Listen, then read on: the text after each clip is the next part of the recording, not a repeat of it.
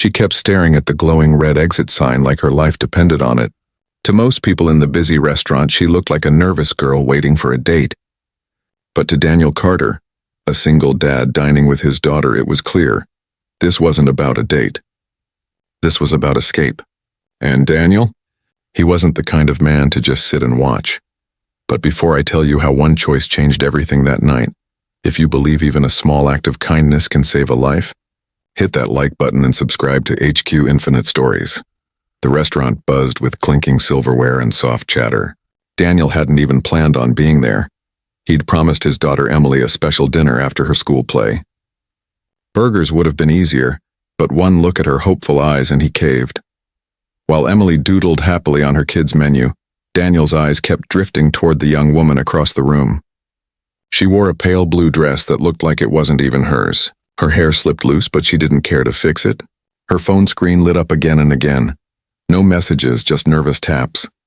And every time the man at the bar turned his head, her shoulders stiffened and her gaze darted back to the exit sign. Daniel knew that look. Before fatherhood, he'd worked in security. He'd seen fear before. People calculating a way out. When the man in the dark jacket finally got up, whispering something to the bartender before heading to the restroom, Daniel decided he couldn't ignore it. He walked by the young woman's table, pausing as if checking his phone. Up close, he saw the tears threatening to spill from her eyes. "Miss," he said gently, "you've looked at that exit more times than I can count. Are you okay?" She froze, then whispered so softly he barely heard, I can't leave. He'll find me. Do you want to get out of here?" Daniel asked calmly. Her tiny nod was all he needed. His protective instincts clicked into place. "Okay," he said firmly. "Follow my lead." Back at his table, Daniel grabbed his jacket. "Emily," he said with a smile, "we're going to help someone tonight." She didn't fully understand, but she trusted her dad. He returned to the woman's side. "Name?" he asked quietly. "Claire," she whispered. "All right, Claire. From this moment on, you're family. You came to dinner with us and you're leaving with us. You're my cousin, staying at our place. Understand?" Claire nodded, trembling but hopeful. Emily slipped her hand into hers like they'd been friends forever, leading her toward the exit. The bartender called after them. "Hey, she's with—" Daniel's voice cut sharp. "She's with us." His tone left no room for argument. They made it outside, but the restaurant door slammed open. The man stormed out, fury in his voice. "Claire, get back here." Daniel stepped in front of her. "She's not going anywhere with you." "You don't know what you're messing with," the man growled. Daniel's jaw set. "No, I know exactly what I'm doing. And I know she doesn't want you. So back off." With people stopping to stare, the man hesitated, then cursed under his breath and slunk back inside. Claire exhaled, clutching her purse like a lifeline. "Thank you," she whispered. Daniel nodded. "You're safe now. Let's get you out of here." In the truck, Emily hummed in the back seat, clutching her stuffed bunny. Daniel spoke gently. "You don't have to tell me anything, Claire. But are you in danger tonight?" Her voice cracked.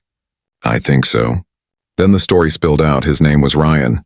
At first charming, then controlling. Tonight he'd pushed her to drink more, watched her every move, and she knew leaving alone wasn't an option. Daniel listened in silence, his grip firm on the wheel.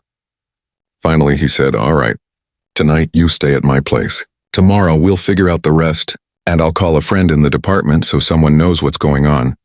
Her eyes filled. "Why are you helping me? You don't even know me." Daniel looked at her, then back at the road. "Because I've seen too many people look at the exit sign and never make it through the door."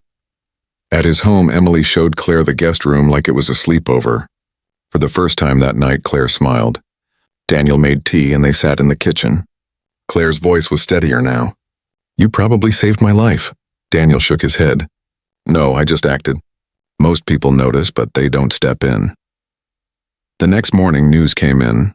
Ryan had been arrested for causing a scene at the restaurant. Police were now investigating other complaints about him. Claire's tears fell freely. "I can't believe it's over." Daniel smiled faintly. "It's not over, but it's a start." She stayed with them a week before moving away to start fresh. On the morning she left, she hugged Emily, then turned to Daniel. "I'll never forget this. You didn't just give me a way out. You gave me hope." Daniel nodded. Then promise me this: if you ever see someone staring at the exit, you'll help them too. And that's the power of kindness.